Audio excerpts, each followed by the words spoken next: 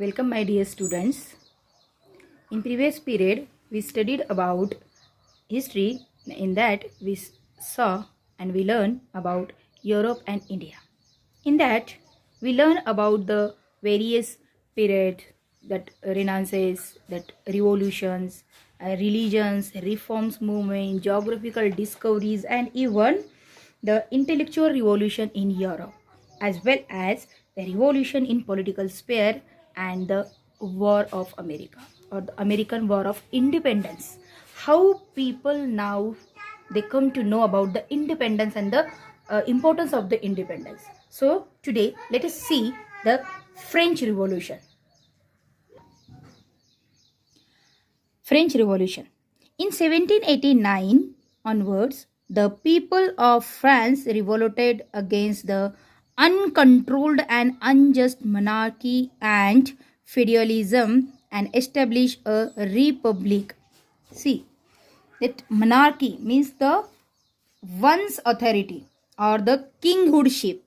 That was the people from the France, they revolted against the uncontrolled and unjust. Means there was no just and no control over the monarchy. Means the person who only need his kingdomship, and feudalism means the authorship, that ownership, that oneness, that is feudalism, and establish a republic. Means that people from the France, they revolted against the monarchy and they established a republic. Like our India is also the republic country, the people's nation. This event is known as French Revolution. The French Revolution gave to the world the three values of liberty. What is that three values? Liberty, equality, and fraternity.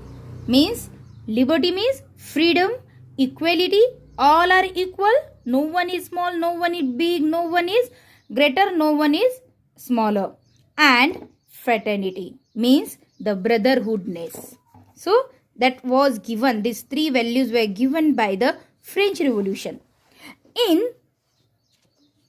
In world history, among the political revolution, the American War of Independence and French Revolution have a very important place.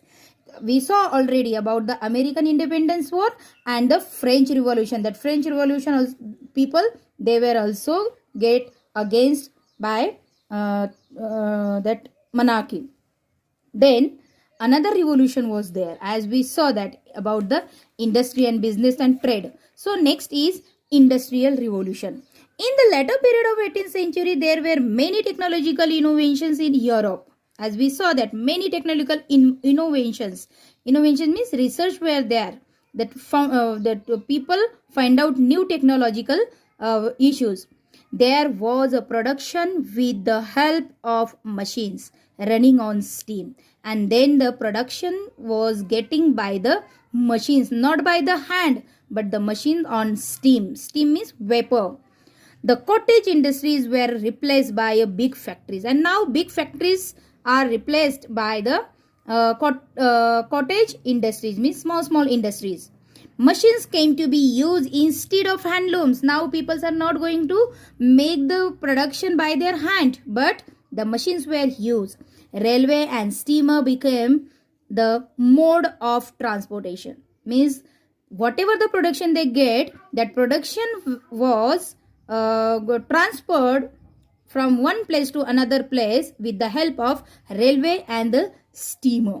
Means the various machines, various vehicles were there. The age of machines began, and now we can say this was what? This was the age of machines began, and that is known as Industrial Revolution. That age of machine, that use of machine, that people now turns toward the machine, this is known as Industrial Revolution. Industrial Revolution began in England and then spread in other parts of West. See, not in the East. Still now the Industrial Revolution began in England only, and it spread into the western countries, not in eastern countries. Our India is in eastern part, but the spreadness of the Industrial Revolution still now in Western countries. During this period, England enjoyed industrial prosperity and came to be described as world factory. Even now that England is known as the world factory, because overall the world, England was the country where more and much industrial prosperity was there. Machines were there. So that's why this England was known as the world factory. Rise of capitalism means here we are going to see that how the capitalism means that the one want his authorship, how the rise of capitalism was there. With the discovery of new sea routes, we have seen that geographical history discoveries, even that how the Christopher Columbus, that dies, that Portuguese sailor one, what Vasco da Gama, they find out new routes. So because of that new routes, the new era was begin, and that new era was of trade between Europe and Asia. And now that European people, they forward their trade towards Asia, means towards our India, mainly India or Asian countries. Many traders came forward to trade with Eastern countries through the sea route, and because of sea route, it was very easy. It was not easy to carry out trade single-handedly. Single-handedly means only one person is going, another person is going. It was not easy, and hence many traders came together. So what happened? Many traders, they make their means that all the traders, whatever they want to make their trade, so they make their unity and started their trade combinedly. Thus there was a rise of many trading companies. So it was the rise of many trading company, means many trades were get all together and they makes their trade. Trade with Oriental countries was very profitable, means that Oriental countries or that the new one countries, it was very profitable. Whatever profit they want, they can get, and responsible for economic prosperity. And because of this, they make their economic prosperity for their country. They earns lots.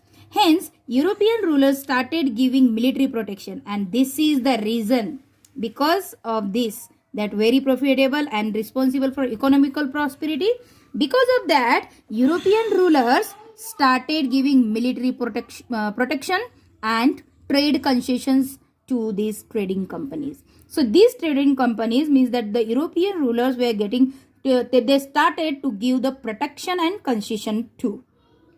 This led to accumulation of wealth in Europe, and this is the real the reason of the accumulation. Accumulation means one kind of storage, stored, that the much more storage of the production.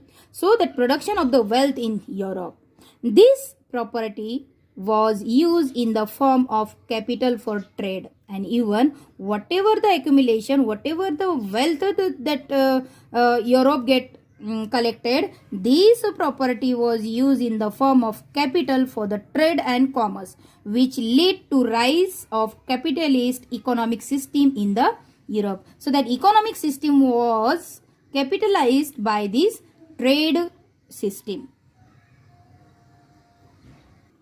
So today we learn that how the French people make the revolution against the monarchy, and how they established the republic nation. And then we saw about the industrial revolution, how the industrial revolution get importance rather than the handlooms or the handmade production. Then we saw about the rise of capitalism, is the people, they get together and they make their trade unity and they make their capitalism or authority on the others. And this was the reason for the economic system, therefore the economic strength in the Europe. Thank you.